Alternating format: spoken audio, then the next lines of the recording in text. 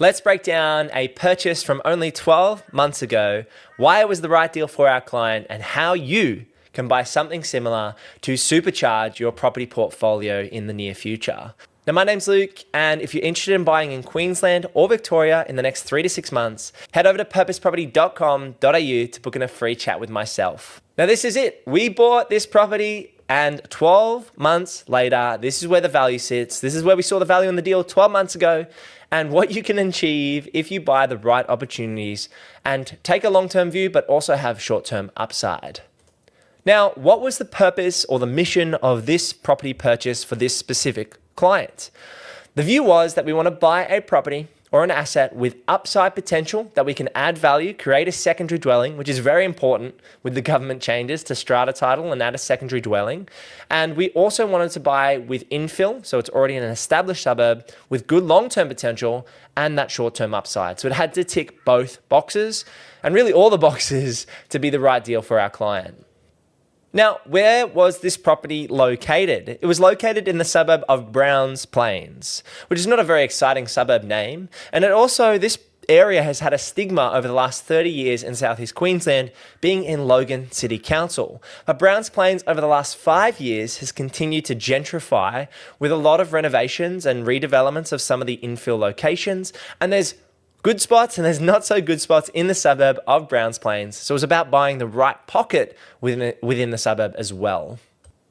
So what made us decide to go to Browns Plains in Logan City Council for this specific client purchase? First off, it was in an affordable corridor. So that means that it was sub $1 million, and there is potential for other buyers to pay that price in the near future, and good competition in the area. It's established, so it's a suburb that's been built up over 40 years and great potential to add value because it's an established area.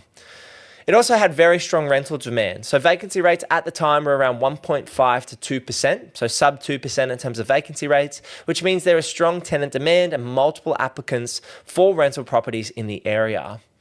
Number 4, it was that large block availability. Some suburbs in Logan and Queensland had a broader sense have, on the north side, for example, in Moreton Bay and Griffin, they're 300 to 450 square metres, for example. And in Park Ridge, just south of Browns Plains, they're 400 square metres on the average block. We wanted to look for a block greater than 700 square metres with that development potential so that we could strata title down the track. And a good pocket of Logan. So it's about the value proposition on the specific deal. And we can see that Browns Plains has and will continue to gentrify. And so for the money, it's all about value for the client at the time of purchase. Finally, close to infrastructure, this area does have some industrial and commercial property around it, so you've got to be wary of being too close to those things. But it also had access to main arterial roads, access to the CBD out towards Ipswich and down towards the Gold Coast. So as a suburb, very well located in terms of the existing infrastructure and the amenities around it. So what did this deal actually look like? You can see here we've got a low set brick and tile home, a couple of carports and patio spaces, and this front home is actually positioned towards the front of the property. It was a 3-bedroom, 1-bathroom home on over 1,000 square meters, which just gives you options. Granny flats, strata titling to do a dual occupancy or a secondary dwelling that you can separately sell. Great opportunity when you buy a block of this kind of size, and the right overlays as well. So what are the reasons behind making this property purchase? Again, good size block, 1,032 square meters. You can see here drivable access on the right-hand side and a big flat backyard, which could allow you to build a 4-bedroom, 2-bathroom, 2-car home for, say, 150 square meter floor plan, which would be worth about $900,000 in this area on a separate title. You can also see that there's a caravan parking spot here with a separate cutover at the base of the driveway. And there's also a carport space in front of the existing home, meaning that it's easy to remove this space, fix up some of the retaining at the back here, and access the rear block. So all very important there. So that's that simple, functional layout. The house needs to be positioned towards the front. You need decent side access and good frontage. So all very important when you buy a block like this. There is room to renovate and value add on the front home as well. So this home could be spruced up down the track before it goes back to market, or it could be renovated to push some equity into the property if you're looking to refinance in the near future. And there's nothing quirky or difficult about reselling the property as is, or doing the development and selling the front or back home separately if you get that material change of use with Logan City Council in this example. You need to do a DA with a town planner and a builder, and then you could construct that second asset. And so there's nothing difficult about this site as far as the layout and positioning, which is very important when you buy a block like this. You don't want to have anything too difficult about the home or unique. You want it to be very bread and butter as far as the property goes, and buy with a nice rectangular block with good access and good positioning. It's all very important. So how did we approach the negotiation on behalf of our clients to secure this deal just 12 months ago? We assessed the comparable sales. It's very important to go out there into the market and look exactly what is selling. What were other 1,000 square meter blocks going for? What is superior? What's inferior? And what's similar to this home in the last 3 months in terms of comparable sales? And do we see more value in this site specifically because of the boxes ticked on the last slide in terms of the positioning of the home, the value add potential, and the location? And that's where we can find those comparable sales and narrow down the estimated buy price for our client in this example. We then also have the demand levels. Is there strong demand on this property? That actually can be a good indicator of underlying value in the home if there is strong demand in this location. We're looking at days on market. So at the time, these properties were selling with 30 to 45 days on market, indicating that there was strong demand for the homes in the area and there was competition. We also had to look at the vendor motivation. What was their reason for selling? What are the timelines they're working towards? Can we work with the selling agent and the sellers to get a deal together and everyone be happy with the settlement timeframe and the price that goes on the contract? Then we determine with our client what the not a dollar more price would be.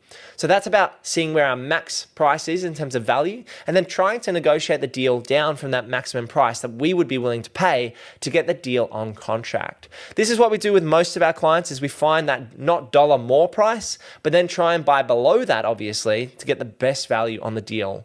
And so that's how you can work out whether a deal is right for you. And if you can't buy it at your not dollar more price, you need to let that deal go. It's also important to note what we avoided on the deal. What were the big red flags that we didn't essentially have on this property to make sure it wasn't a lemon? It wasn't in a flood zone. There's an extra O in there, but it wasn't in a flood zone. So that's very important from overlays, from doing development applications, and from insurance point of view. It wasn't on a main road, so traffic is not really ideal in a residential space. In a commercial property, very different, but in a residential space, you want to resell to owner occupiers. It didn't have a weird layout. Neither the block nor the house had a weird layout, so that was good. It didn't have extremely high holding costs. It was a brick and tile home, concrete slab. It'd been there 30, 40, 50 years. And so that means that it didn't have very high maintenance or holding costs in the interim period. And there wasn't over-capitalization on the side. We weren't paying a premium because someone had put marble countertops or had fully rendered the house and painted all the internal walls black and done extreme lighting. We weren't paying for over-capitalization on the home, and that allowed the property to be bought at a more reasonable price, which better suited our client. So as you can see on screen here, this is a layout of the floor plan, a very simple 3-bedroom, 1-bathroom home with a separate toilet and bath, big patio at the back, the carport already in the front of the living and the dining area, and that drivable side access on the right-hand side. So we picked up the property for $893,000 in July 2025, which was the right deal for our client in terms of the value proposition specifically for them. Under $1 million, great block size, upside potential, and a good quality, solid home in the meantime on that site. Now, what do the numbers look like or the growth look like in 2026? So just 12 months on, the equity created was $117,000, with today's value sitting just around that $1.01 million, up 13% in the last 12 months. Now that's great growth for the client in terms of a 12-month period. $100,000 that they didn't have to go to work for and slave in a day job every week, 40 hours a week to go and get that money. That's on top of the upside potential on the site. So it's increased by 13% in a year, $117,000, and they have the upside potential to do a granny flat or to do a secondary dwelling with a material change of use. And that's the really exciting thing here. There's even more manufactured value that could be created on this deal in the near future. Now, I don't like to toot our own horn too much, but this was the feedback from the client on our Google review, so I just wanted to read it out here as well. As a professional working in and around the industry, we were reluctant to consider using a buyer's agent initially. After some careful consideration, we entrusted the help of Luke and the team at Purpose Property for a value-add investment property within Logan City Council. It's really interesting how many people don't initially see the value in spending $20,000 or $25,000 with a buyer's agent, but if you can get the right deal and the right team together and the sounding board of myself and the team at Purpose Property, it can absolutely be value for you in your property journey, because these are $1 million decisions. And so it can change the trajectory of your portfolio and your life if you can get them right over a 3, 5, 10-year time horizon. The team provided constant updates, clear communication, and a mixture of both on and off-market properties. We secured an investment property at or below market value with plenty of upside for future improvements. The market knowledge was exceptional, and I would have no issues using Luke and the team at Purpose Property for my next purchase in the Gold Coast, Brisbane, Logan, or Greater Brisbane area. Thank you, Team Bart. Now that's amazing. That's what we do this for. This is about helping everyday Australians buy the right property for the right price in the right location. We're a buyer's agency that has been running over 5 years. You get to work with myself as the owner and director of the business. We have 2 managers, which are 24/7, day to day in terms of access for our clients. And we have associates as boots on the ground in every local government area that we buy in across Queensland and Victoria. So we are a boots on the ground business. We're hands-on with our clients, and we're not going anywhere in terms of helping everyday Australians buy, start, and grow a property portfolio, or even buy your own home, which so many Australians struggle with in these major capital city markets when there's lots of strong competition. So if you do want help buying in Queensland or Victoria, head over to purposeproperty.com.au to book in a free chat with myself, where we can help you in your property journey and help you work towards that next purchase that might just move the needle to get you where you want to go in terms of your investment decisions and what you want out of your lifestyle in the future. And if you're interested in seeing more videos here on YouTube, give this video a click right here, because YouTube reckons that's the one you should watch next. I'll see you in the next video. Peace.